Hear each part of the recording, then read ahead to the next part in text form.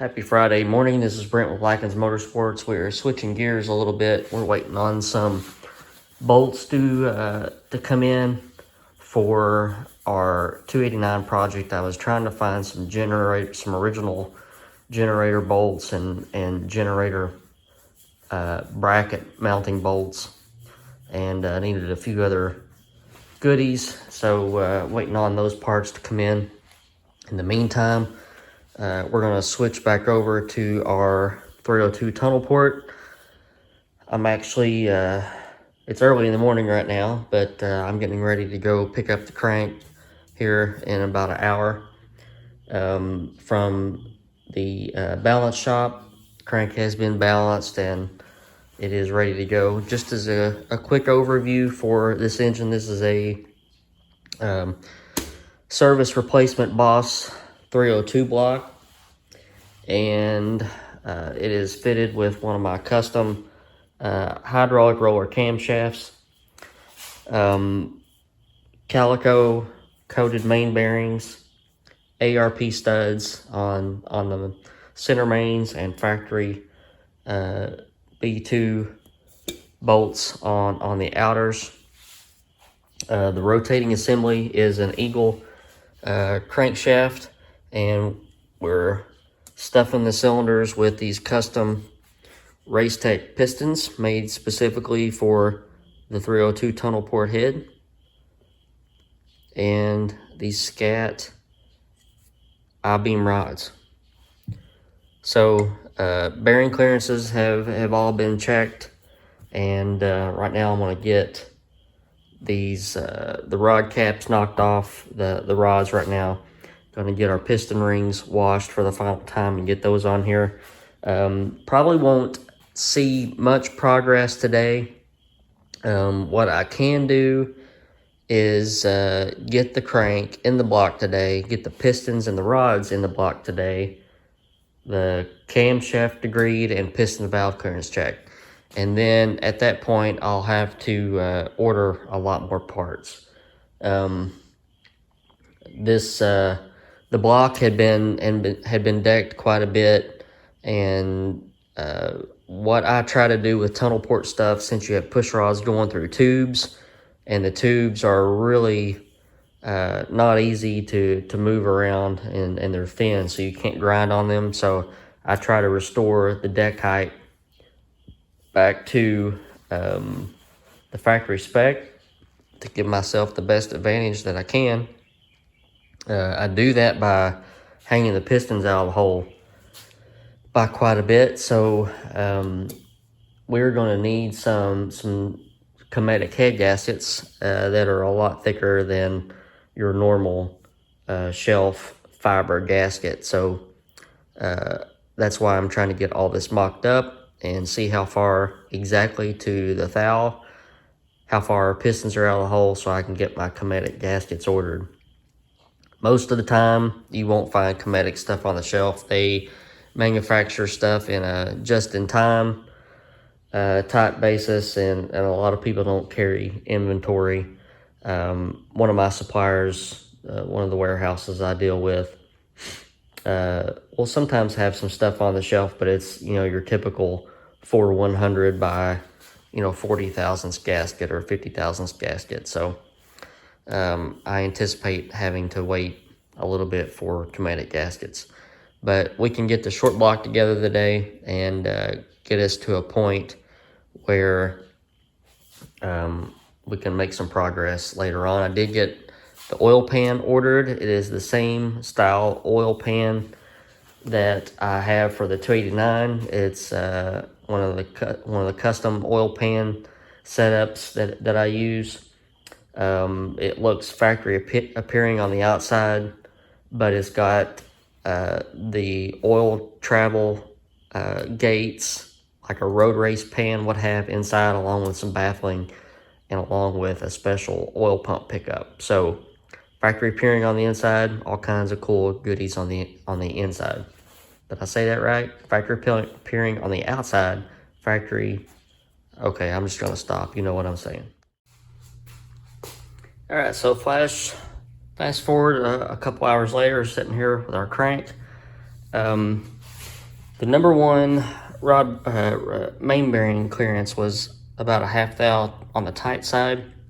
So I had that journal polished, and I just rechecked that main bearing clearance, and we are right in with the other ones. So we're good to go on that. So next order of business is to get all the main caps off and install our rear main seal. All right, so we got a rear main seal in with the lip facing to the front. It is lubricated, and we got lubricant on our bearings. A lot easier when it is a small block Ford crank, I will tell you that. Those 75-pound steel FE cranks are a pain in the hind end sometimes, especially for the little short guys like me. So with the crank in the block, I'm going to check and see how much thrust in play we have with just that upper bearing in there. All right, so here is one of the reasons why I do this without the cap on it. I take a preliminary check. Whoops. I have 1.5 thou. So crank has to come back out, and then we're going to lightly sand the front of, which is this side, the front of this thrust bearing, and see if we can get another, I don't know, 3 thousandths or so of in play. All right, so did that. I've got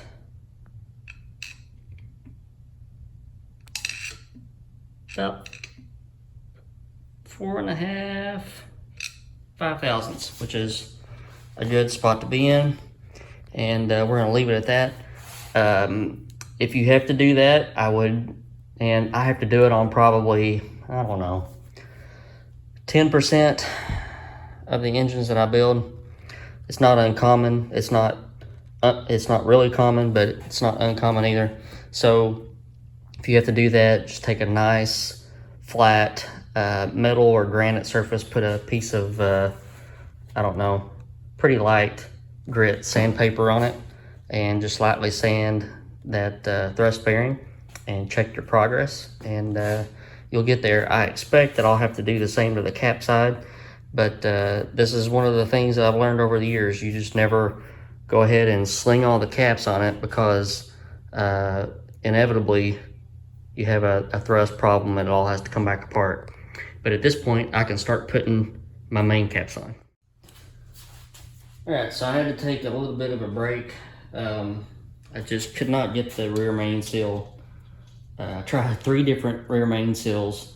The seal half that goes in the block, when I would line it up flush with the block, it would be nice and flush. The seal part that goes in the cap would stick out about 1/8 of an inch. So I tried it when I tightened down the stud nuts for the rear cap.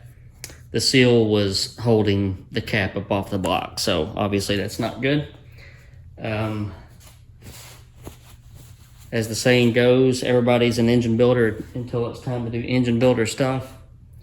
Well, I had to trim the end of a rear main seal off, and that's just one of those things that you don't have to do very often at all. And I can't remember the last time I did it, but I would imagine it's just a combination of tolerance stacks in between materials, and the block's probably been cut several times in the past. The cap's been cut when they line hone it. I really don't know what all this block has seen in the past.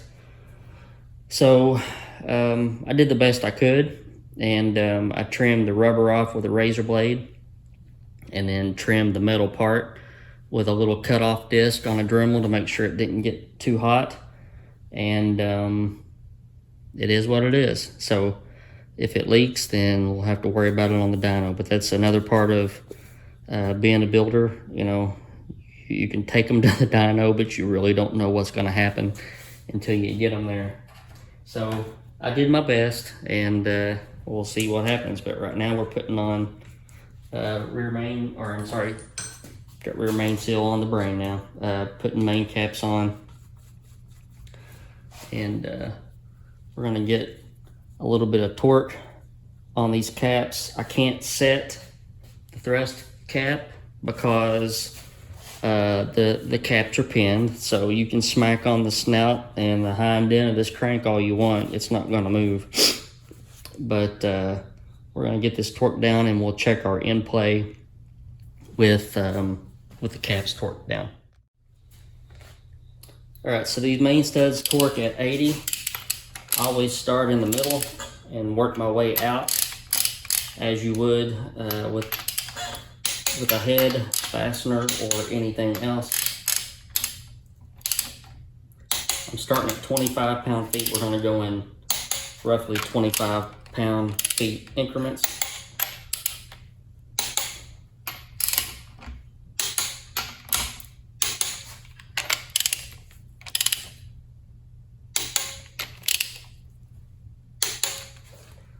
So we'll bump up to 50 now.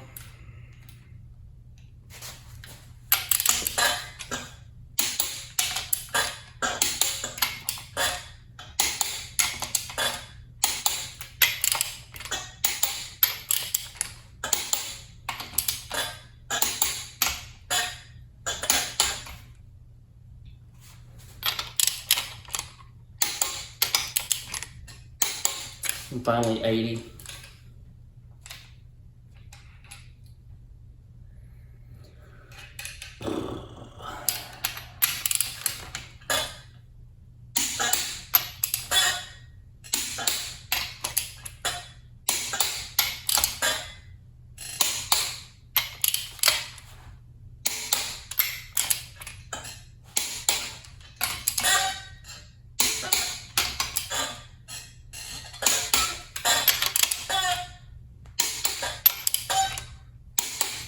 Okay, I'm going to do a preliminary check. I'll check it again with the outer bolts in there. But if I get something stupid now, at least I won't have to take the outer bolts back out.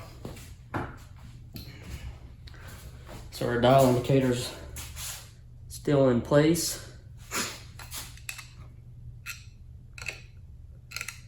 And we have barely anything.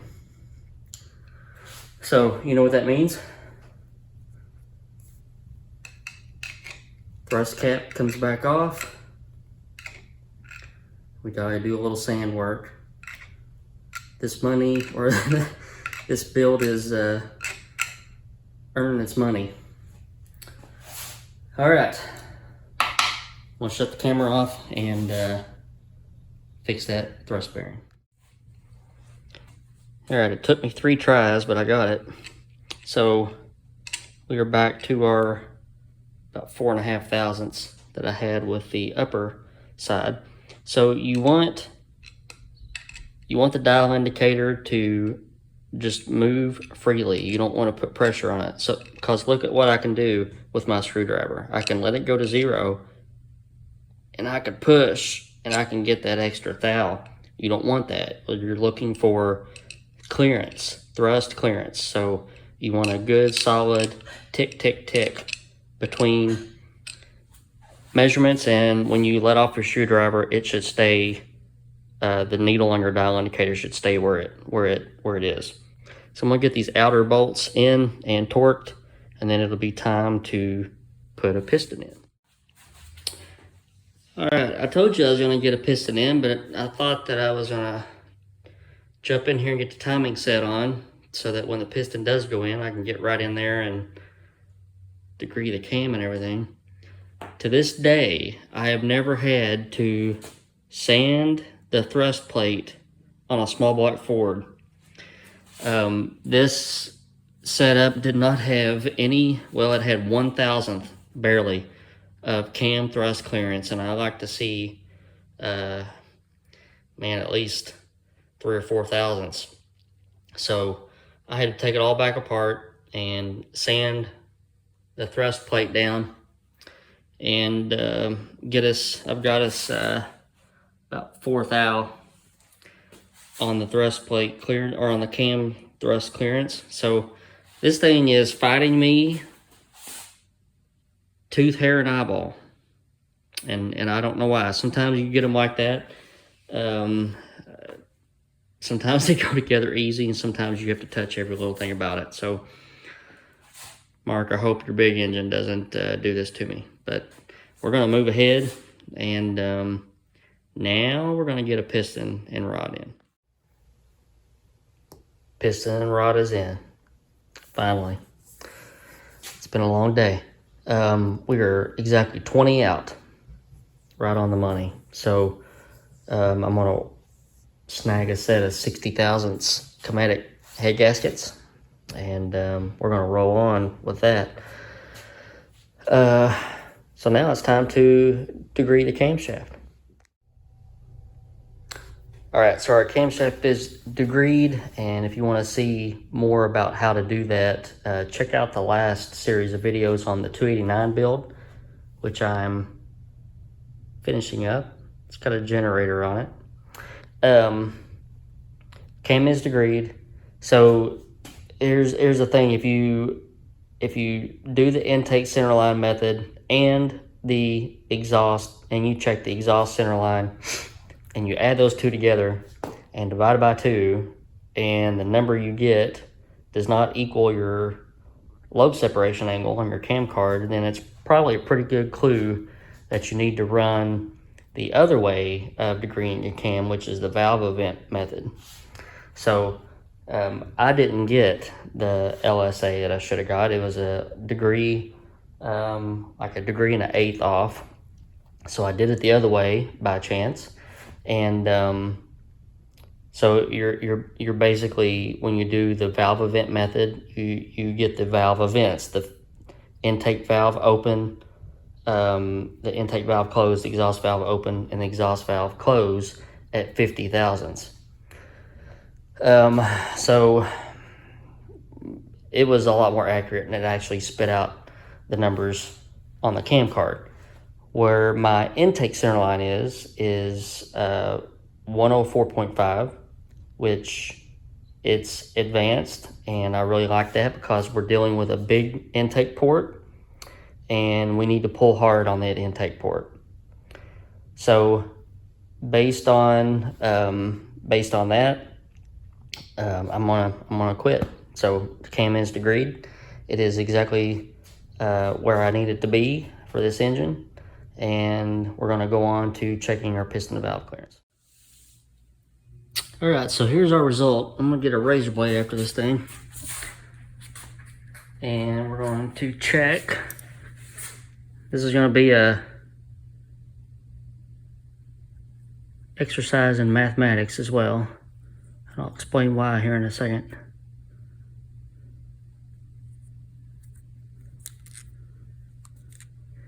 All right. So we got plenty of valve clearance. The reason why I said it's going to be an exercise in mathematics is because I'm going to run a 70 thousandths head gasket in real time. Obviously, I don't have one of those here, so I ran a 40. So automatically, that gives me 30 thousandths more piston valve clearance.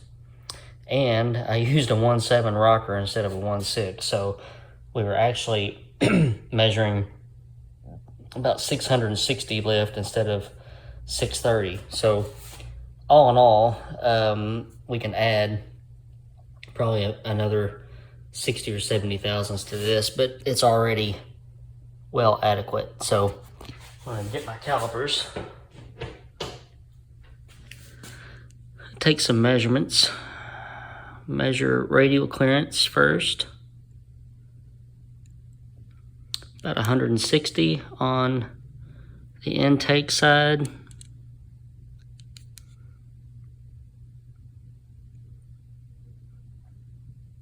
About 90 on the exhaust side. I better be writing this down because my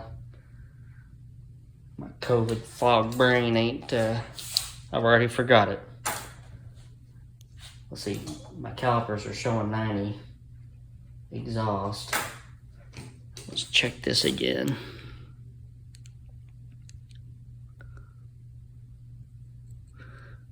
So we're not looking for micrometer. We're just checking and writing down.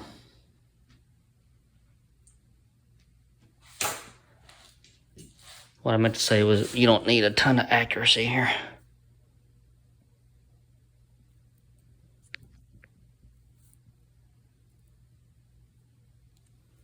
.165 depth.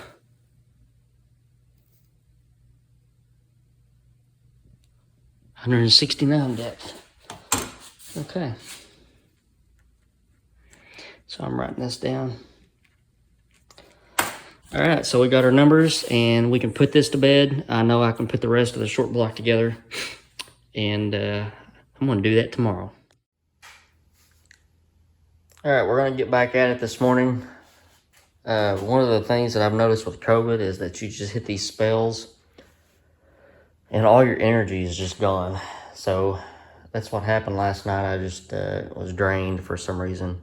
And I usually get into bed fairly early because I get up really early. I get up between 4 and 4:30 in the morning.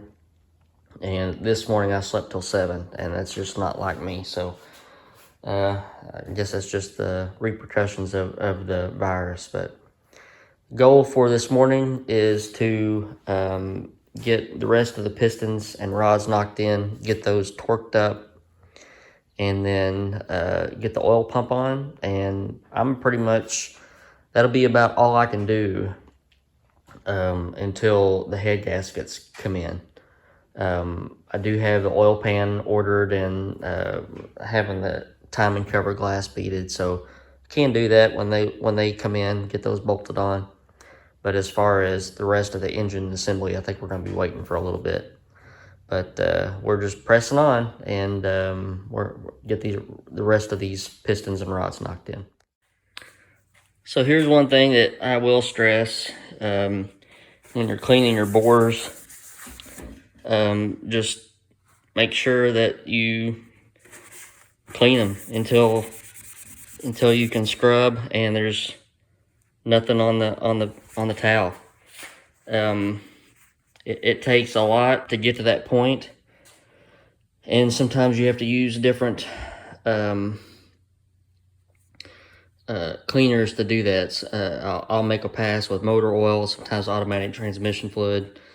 WD works well, and then ultimately I'll use a lacquer thinner or some kind of a solvent like that and get it clean. But all the bores need to be cleaned and scrubbed out.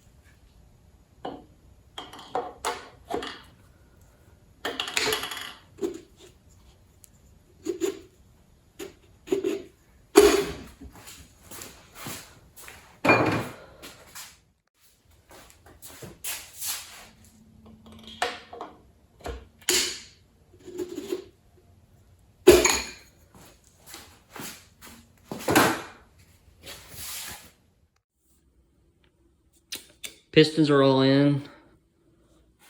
Just went through and torqued all the rod bolts. These are 7/16 8740 bolts. They torque at 64 pound-feet of torque. That's what I torqued them at, and I went through and checked all of our rod to rod clearance. We're at 15 thousandths across the board, so we are in good shape. I'm going to check the rotating torque on this, and then we'll get our oil pump and everything on. Okay, we're going to be using a Melling M68A higher pressure pump and an ARP pump shaft. I'm going to get this bolted up. Alright, so we have an assembled short block. Got the oil pump on, and it's ready to rock and roll. And it'll be a little bit before the head gaskets get here, so I'm going to park the heads back on the block and bag them up. And we'll be waiting on those head gaskets. As soon as the oil pan and pickup and timing cover are ready, then I can bolt those on as well. This is a first for me. 302 tunnel port. I've never done one, so just interesting. Actually, up to this point, there's not really that much different, but except for the piston layout and that sort of thing. I did notice that when I was checking piston and valve clearance, the push rods were centered in the tubes, so that's excellent news. But we are in a holding pattern right now until other parts get here. Thanks for stopping by and watching, and thanks for taking a part in it. If you haven't already, please hit that subscribe button so that you don't miss out on the rest of it. We're going to put it on the dyno and see what it does. And hopefully between modern piston specs and cam specs and valve spring specs and all that stuff, we'll have a healthy little engine. All right, guys, I'll speak at you later. Take care.